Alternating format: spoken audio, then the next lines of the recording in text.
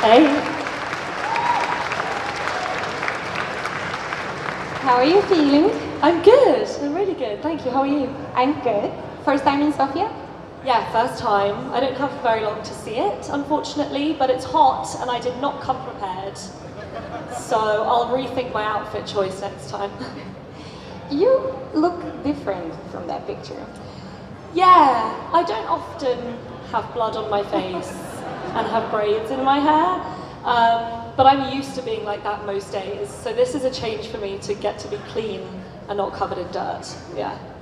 Was that the most challenging part for playing Torvi? The makeup, the blood?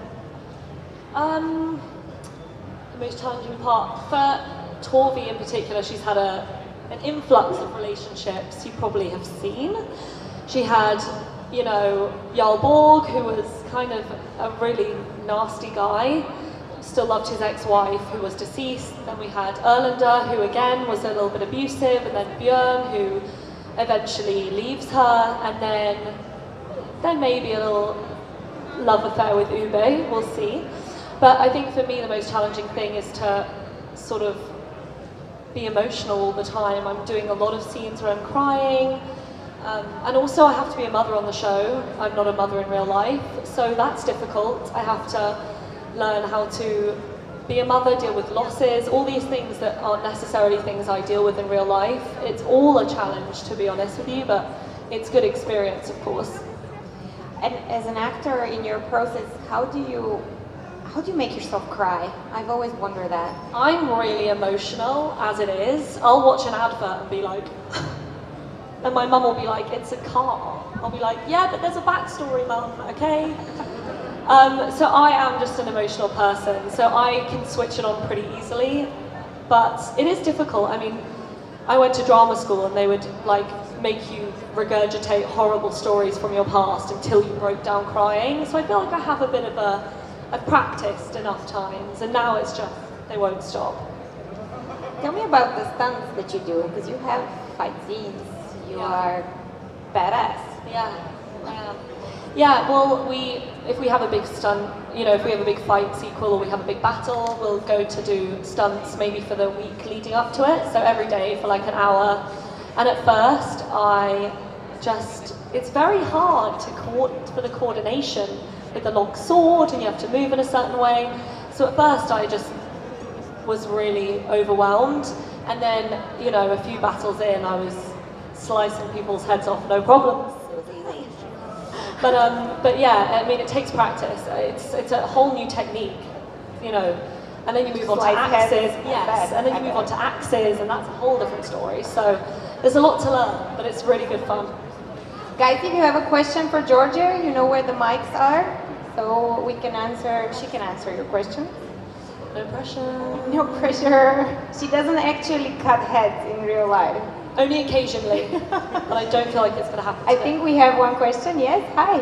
Yeah, hi. So, do you think that Torvi's relationship with Bjorn, yes, we want that, and then it's like, nah, it's not working. I think it's not working. That would be my answer. Torvi always loved Björn, and there's a real sense that Björn is never satisfied. He loves his mother more than he loves most women. And also I think he finds it hard to show emotion, and Torvi is extremely emotional. She has these children with him who she adores. And, you know, Björn is a naughty boy. He messes around, and, you know, I'm not taking that. So, you know, it's time to move on, but I love Alexandra in real life, and Björn is an amazing character, and, you know, you'll see as it progresses, they remain cordial. Thank you. You're welcome. Let's have one question from there. Hello there. Hi. Jordan. Hi.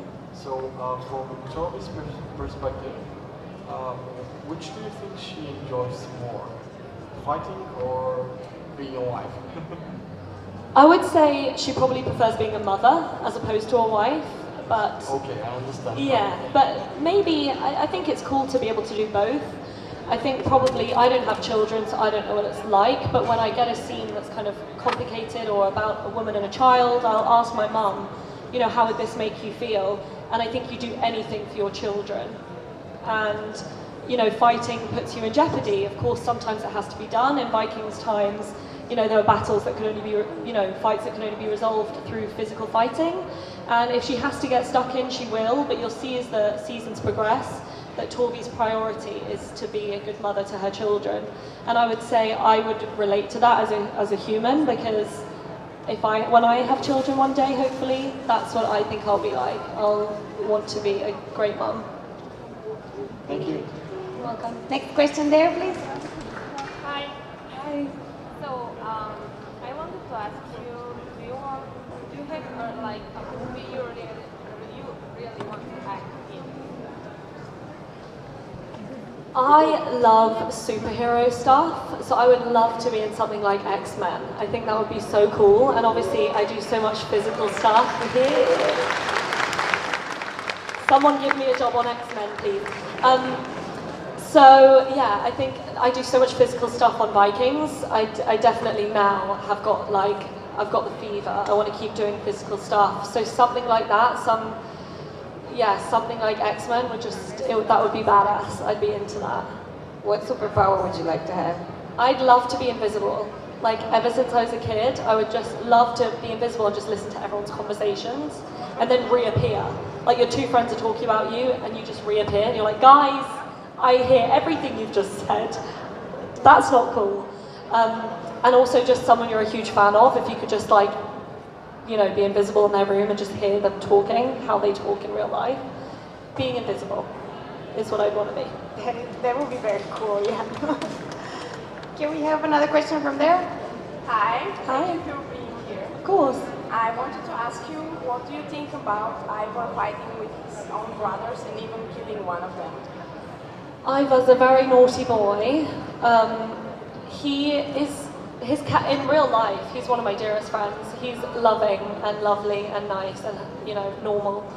But Ivar is, I think, he's a very complicated character. He's had a lot of problems in his childhood and he's affected by that, and he acts in sort of aggressive, scary ways. And sometimes just because they're related to you doesn't mean that, you know, you don't have conflict with them. And obviously, being the sons of Ragnar, there's probably always going to be conflict. They're the most kind of famous brothers of that time, and they all want very different things. So I think, you know, even though it's his brother, it probably isn't as shocking as it seems. There was a lot of conflict like that in those times, I think.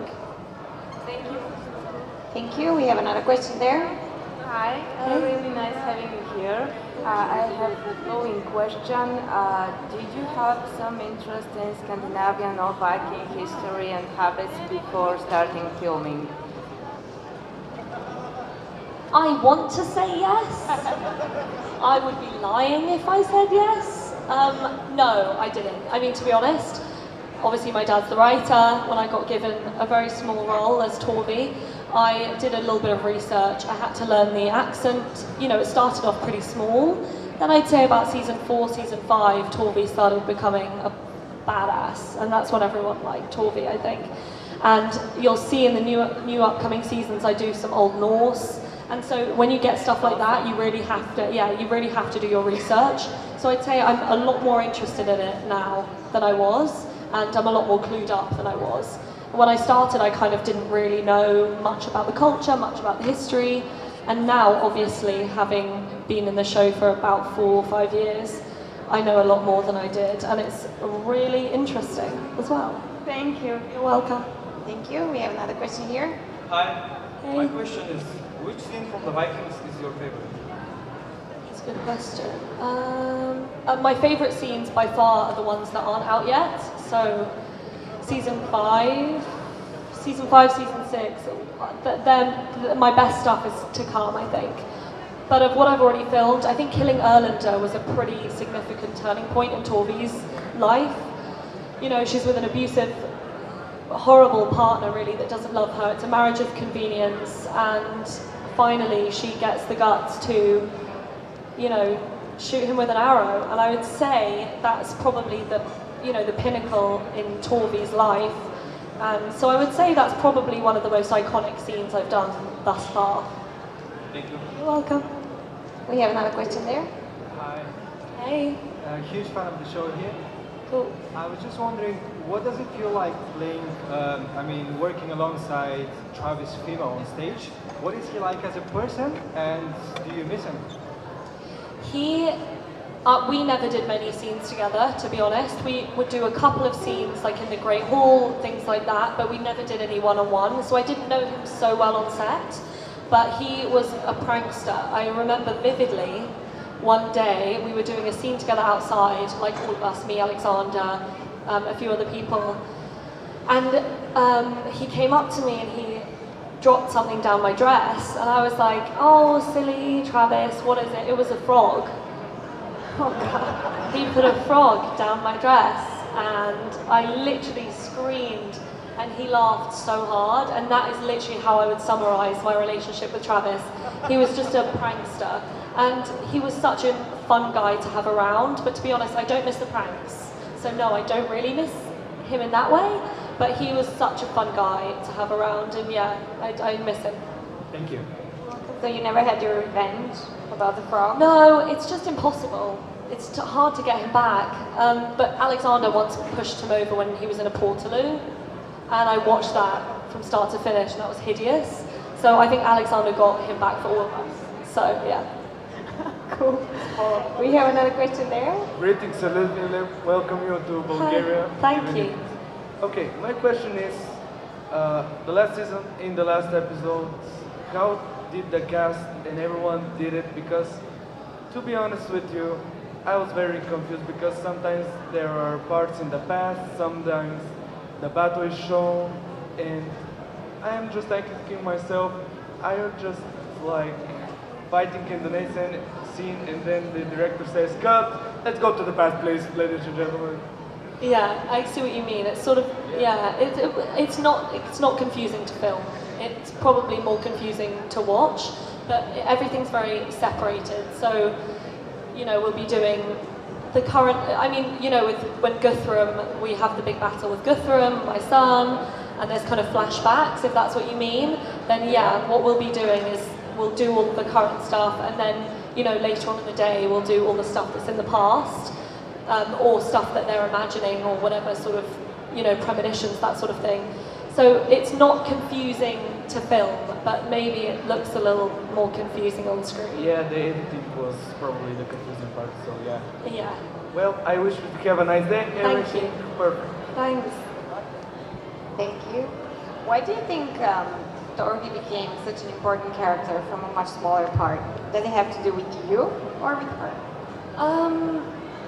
I definitely had to prove myself as an actor. I think if you have any kind of parent or someone that you know in the film industry that's helping you out, you know, I wouldn't have got the job without my dad. I'm the first one, you know, to say that, and I'm not ashamed of that. It was an amazing opportunity. Of course. Why should you be ashamed of that? But I just had to really work hard and prove that I actually had the ability to do it. And I worked really hard. I had difficult scenes that really I had no idea what I was doing. I was like, I think I can act, but I basically really learned on the job, learned from amazing other actors.